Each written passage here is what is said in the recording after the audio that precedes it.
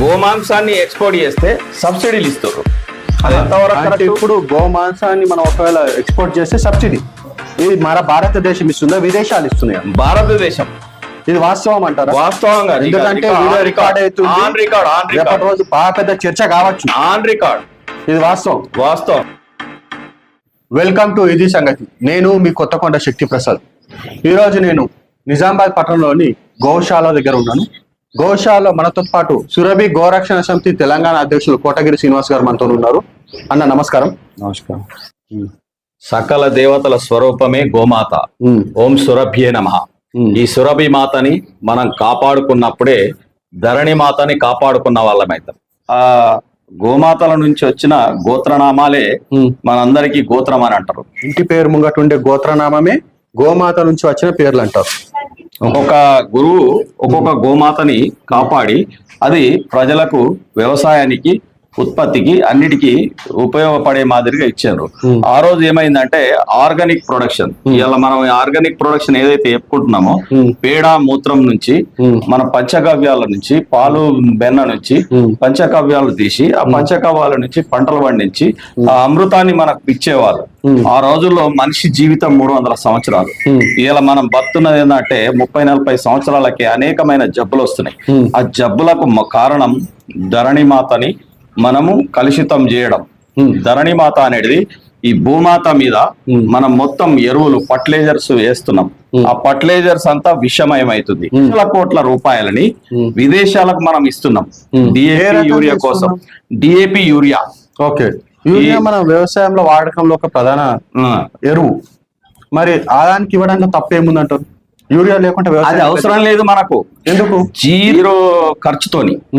Zero ఖర్చుతోని మనము ఎరువులు సంపాదించుకోవచ్చు. ఈ డిఏపి యూరియా కంటే ఎక్కువ బెనిఫిట్స్ మనము ఈ పంచకావ్యాల ద్వారా చేసుకోవచ్చు. ఓకే. దానికి ఒక సిస్టమ్ ఉంది. పంచగవ్యాలు అంటే గోమూత్రము, గోపేడ, బెల్లము, శనగపిండి, ఇలాంటి కొన్ని ఐటమ్స్ ఉంటాయి. ఇలాంటి న్యాచురల్ పదార్థంతో అన్నిటికన్నా మంచి వ్యవసాయ ఉత్పత్తి కావాల్సిన ఎరువులు తయారు చేయొచ్చు.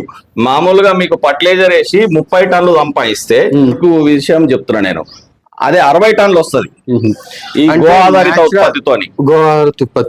నిరూపణ జరిగింది. ఎక్కడ జరిగింది? మన తెలంగాణ రాష్ట్రంలో ఎవరైనా చేసిండ్రు. గుజరాత్ లో జరిగింది, దక్షిణ భారతంలో జరిగింది, ఉత్తర భారతంలో జరిగింది. అదంతా కూడా అభివృద్ధి చెందాలా. దానికోసం టెక్నిక్ కూడా ఇవ్వబడుతుంది మా సురభి గోరక్షణ సమితి ద్వారా. ఆ టెక్నిక్ కూడా ఉచితంగా ఇస్తాము.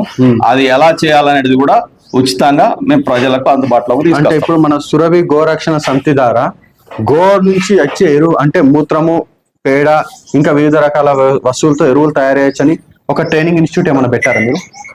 ట్రైనింగ్ ఇన్స్టిట్యూట్ లో ఆల్రెడీ ట్రస్ట్లు ఉన్నాయి. వీటి ద్వారా మేము ఇస్తాము. ఉత్పత్తుల ద్వారా కూడా మార్కెటింగ్ చేసే అబ్బాయిలను కూడా తీసుకుంటాము. మార్కెటింగ్ పర్సన్ తీసుకుంటాము. ప్రజలకు అందుబాటులోకి తీసుకొస్తాం. ప్రజల్లో ఒకటి ఏంటంటే జస్ట్ దృష్టి పెడితే సరిపోతుంది. విషపూర్యం నుంచి బచాంచుకోవచ్చు. అది ఇప్పుడు మన భారతదేశ సంస్కృతి, సనాతన ధర్మంలో భాగము. హిందువులుగా మనం గోమాత యొక్క అభివృద్ధి కోరుకుంటాం. మూలంగా ఆవు పేడతోనే అద్భుతాలు జరుగుతాయని మనం చెప్తున్నాం. మన దేశంలో కాక ఇతర వేరే దేశాల్లో ఎక్కడైనా గోమాత ఆవు పేడతోని ఏదైనా కంపెనీలు ఉన్నాయా? వాళ్ళు ఎరువులుగా వాడుతున్న వారు ఉన్నారా? ఇలా జపాన్ వాళ్ళు గోపేడను తీసుకొని గ్యాస్ ఉత్పత్తి చేసి, అంటే ప్రపంచ దేశాల్లో భారతదేశమే కాకుండా ఇతర దేశాలు కూడా గోమాత నుంచి వచ్చే పేడ యొక్క అద్భుతాలని కనుక్కుంటారు. ఎక్కడైతే గోమాత పూజిస్తున్నాం ఇక్కడనే మనం వెనుకబడ్డామంటాం. ఇంకో విషయం చెప్తా నేను. రేపు రాబోయే రోజుల్లో ఈ ఫర్టిలైజర్, ఈ కెమికల్ తినడం ద్వారా అందరూ కూడా ఇంటికొకళ్ళు పిచ్చోళ్ళు పుడతారట, అనారోగ్య పాలైపోతారు, మెంటల్ కండిషన్ బాగుంటది. మనం చూస్తున్నాం. అది పుడతారు కాబట్టి ఈ నెయ్యి వాళ్ళకు వైద్యం అట. ఎలాంటి మందులు పనికి రావట. ఈ నెయ్యే వైద్యం అట. ఈ నెయ్యే రానున్న రోజుల్లో అమృతమై మన వాళ్ళని కాపాడుతూ అంటారు. ఇది ఎక్కడ జరుగుతుంది ఇప్పుడు? ఈ బాణాల ఇక్కడ గుజరాత్ లో జరుగుతుంది. కొన్ని దేవాలయాల్లో కూడా ప్రక్రియ జరుగుతుంది. నెయ్యిని ఒక వైద్య మూలిక రానున్న రోజుల్లో వాడే సంస్కృతి రాబోతుంది అంటారు. స్టోరేజ్ చేస్తారు దాన్ని. ఆల్రెడీ స్టోరేజ్ మొదలైంది. అవును. ఇప్పుడు గతంలో కూడా మనం చూసాం. నెయ్యి అంటే చెప్తున్నాను, చిన్ని కృష్ణుడు, బాలకృష్ణుడు అనుకుందాం. ఎప్పుడు చూడు వెన్న అని తిరుగుతుండే. అట్లాంటి కృష్ణుడు కూడా మనకు వేద గ్రంథాల ద్వారా ఆవు యొక్క పవిత్రత మన హిందూ ప్రజలకు తెలియజేశారు.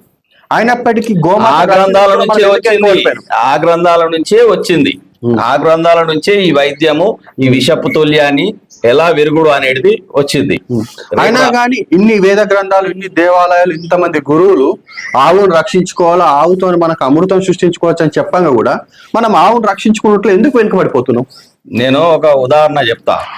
ప్రియమైన ప్రధాని నరేంద్ర మోడీ గారు అవును ఏమని చెప్పారంటే, ప్రధానమంత్రి తను మొదలు కాకముందు గుజరాత్ ముఖ్యమంత్రి ఉండే, ఎన్నికల ప్రచారము ఫస్ట్ ప్రైమ్ మినిస్టర్ కాకముందు ఎన్నికల ప్రచారంలో ఏం చెప్పిండంటే, నా హృదయం ద్రవించిపోతుంది, ఈ గోమాతలని ఘోషిస్తుంటే నా హృదయము ఘోషిస్తుంది, రక్తం ఏరులై పారుతుంది, మీరేమనుకుంటారో తెలియదు కానీ నా కలీజ ఉడుకుతుంది, నేను ప్రధానమంత్రి కాగానే గోమాతను జాతీయ ప్రాణిగా ప్రకటిస్తాడు.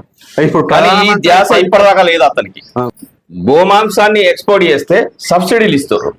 అది ఎంతవరకు అంటే ఇప్పుడు గోమాంసాన్ని మనం ఒకవేళ ఎక్స్పోర్ట్ చేస్తే సబ్సిడీ ఇది మన భారతదేశం ఇస్తుందా, విదేశాలు ఇస్తున్నాయా? భారతదేశం.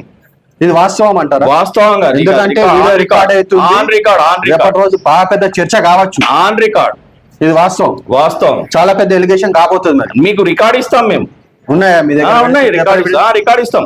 పంటలకు ట్యాక్స్ వేస్తారు.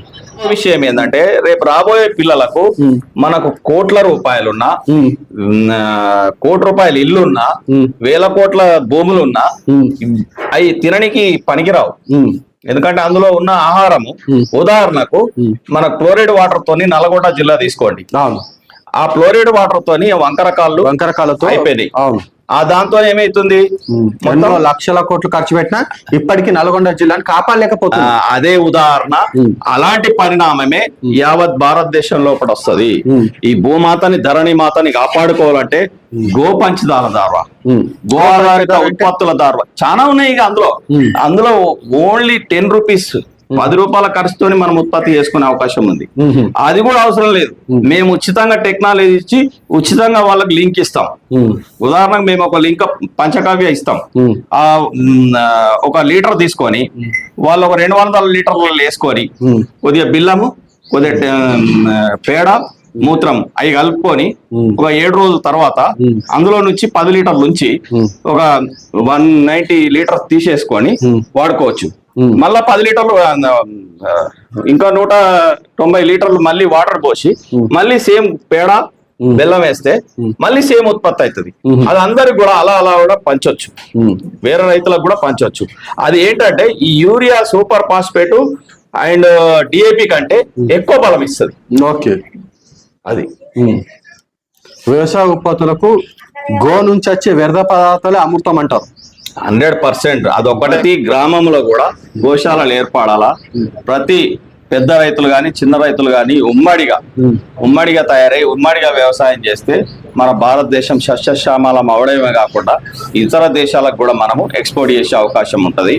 ఇతర దేశాలకు మనం ఆదర్శంగా నిలవచ్చు.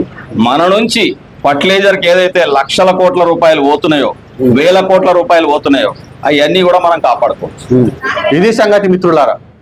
సురభి గోరక్షణ సమితి వారు తెలియజేసేది ఏంటంటే, గోమాంసాన్ని విదేశాలకు ఎక్స్పోర్ట్ చేసినప్పుడు సబ్సిడీ ఇవ్వడం వల్లనే గోవులు మనం రక్షించుకోలేకపోతున్నాం. కేంద్ర ప్రభుత్వం వీలైనంత తొందరలో సబ్సిడీని రద్దు చేసి గోమాత జాతీయ ప్రాణిగా ప్రకటించాలని చెప్పేసి కోటగిరి శ్రీనివాస్ గారు తెలియజేస్తున్నారు.